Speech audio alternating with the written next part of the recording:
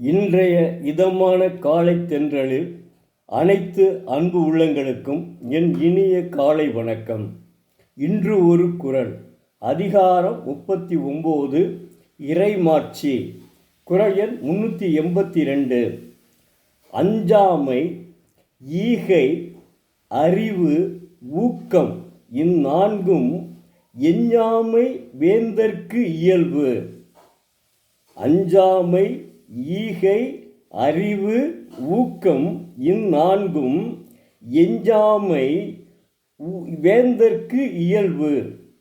தெய்வப்புலவர் திருவள்ளுவர், அரசனுக்கு இயல்பானது அஞ்சாமையும், அஞ்சாமை அறிவும், அஞ்சாமையும் கொடையும், அதுக்கு அறிவும் ஊக்கமும் இன்றைய என்னும் இந்நான்கு குணங்களும் இடைவிடாது நிற்றல் என்கிறார்.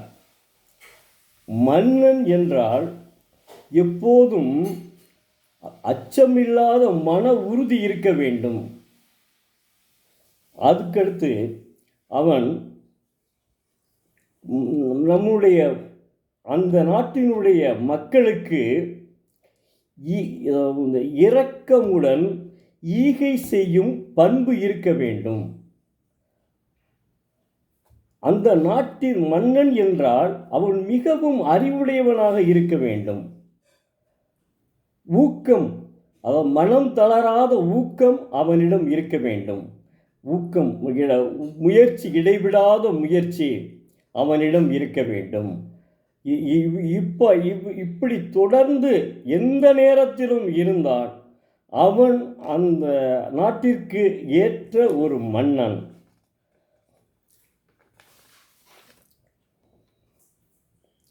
அந்த நாட்டிற்கு ஏற்ற ஒரு மன்னன் எப்படி இருக்க வேண்டும் என்பதை அற்புதமாக தெய்வப்புலவர் திருவள்ளுவர் உணர்த்தியுள்ளார்.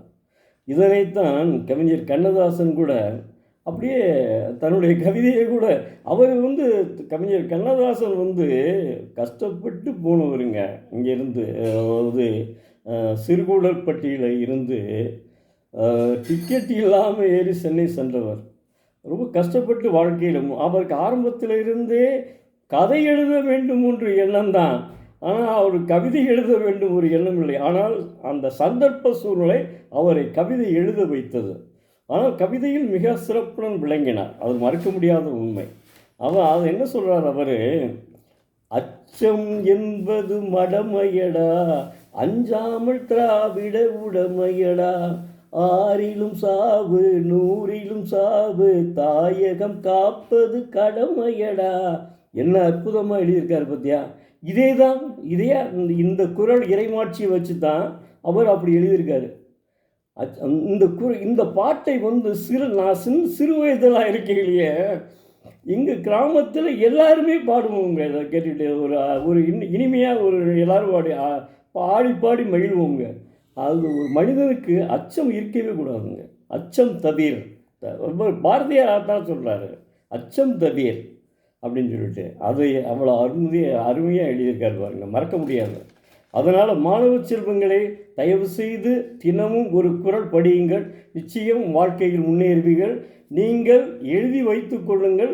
நான் இந்த குறளை என்னுடைய நண்பரும் இன்னும் சில நண்பர்கள், ஒரு 4-5 நண்பர்கள் என்ன சொல்கிறாங்கன்னா, என் பேரண்ட்டை கொடுத்துட்டேன்னு சொல்கிறாங்க, ஒருத்தர் என் மயன்ட்ட கொடுத்துட்டேன்னு சொல்கிறாங்க.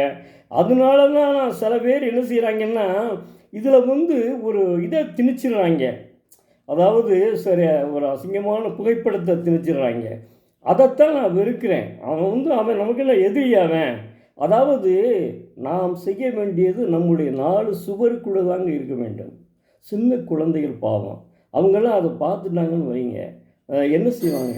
சிந்திச்சு பாருங்கள். அதுவும் மனிதனுக்கு அறிவு வேண்டுங்க முதல்ல. அப்போ தான் மனிதன் அப்படி இல்லைன்னா மனிதனாவன். சிந்திச்சு பாருங்கள். அதுக்காகத்தான் நான் சொல்கிறேன், எனக்கு எவனும் எதிரி கிடையாதுங்க. ஆனால் மனிதன் மனிதனாக வாழ வேண்டும். பசும்போல், அதாவது புலித்தோல் போர்த்திய பசுவாக இருக்கக்கூடாது. புலித்தோல் போர்த்திய பசுவாக இருக்கக்கூடாது. அப்படித்தான் மனிதன் வாழ வேண்டுமே ஒழிய மனிதன் மனிதனாக வாழ வேண்டும். அதற்கு தான் தெய்வப்புலவர் சொல்கிறார். அதனால நான் அதை எடுத்திருக்கேன். திருக்குறளை எடுத்திருக்கிறேன்னா, அதாவது இறைவன் பார்த்து தான் எனக்கு கொடுத்துருக்காருங்க. நீ ஏன்டா சும்மா இருக்க? நீ ஏன்னா உன்னுடைய நீ அதாவது ஓய்வு பெற்று விட்ட, சில புத்தகங்களை படிக்கிற, கதை எழுதுகிற, எழுத்தாளரும் ஆயிட்ட, இதையும் சொன்னீங்கன்னா உனக்கு நல்லது அப்படின்னு சொல்லி எடுத்து சில ஒரு 10 பேர் உன்னால் முன்னேறினார். அவன் நிச்சயமாக வாழ்க்கையில் அவனுக்கு நல்லது கிடைக்கும், அதை செய் அப்படின்னு சொல்லி இறைவன் என்னை பணித்திருக்கிறார். நானாக செய்யலைங்க, இறைவன் என்னை பணித்திருக்கிறார். நன்றி, வணக்கம். மாணவ செல்வங்களே, தொடர்ந்து திருக்குறளை படித்து வாருங்கள், நிச்சயம் வாழ்க்கையில் வெற்றி பெறுவீர்கள். நன்றி, வணக்கம். நாளை மீண்டும் ஒரு குறளுடன் உங்களை சந்திக்கும் எழுத்தாளர் சோ. பரமசிவம். இப்போ நான் கடைசியாக எழுதிய நாவல் விதி நிழல். கடைசியாக 10வது நாவல் விதி நிழல். அது நம்ம மதுரையில் எங்கே எந்த கடையில் கேட்டாலும் கிடைக்கும், வாங்கி கொடுங்க, படிங்க, வாங்கி. நான் எதுலேயும் அதை நான் ஒன்று எழுதுனேன்னா அதில் நல்ல கருத்துக்களை தான் புகுத்திருப்பேன். திருக்குறள் 2 குறளாக இல்லாமல் இருக்காது. அந்த அந்த கதையும் அதாவது ஒரு மகிழ்ச்சியாக போய்கொண்டே இருக்கும். நன்றி, வணக்கம். நாளை மீண்டும் ஒரு குறளுடன் உங்களை சந்திக்கும் எழுத்தாளர் சோ. பரமசிவம், மதுரை.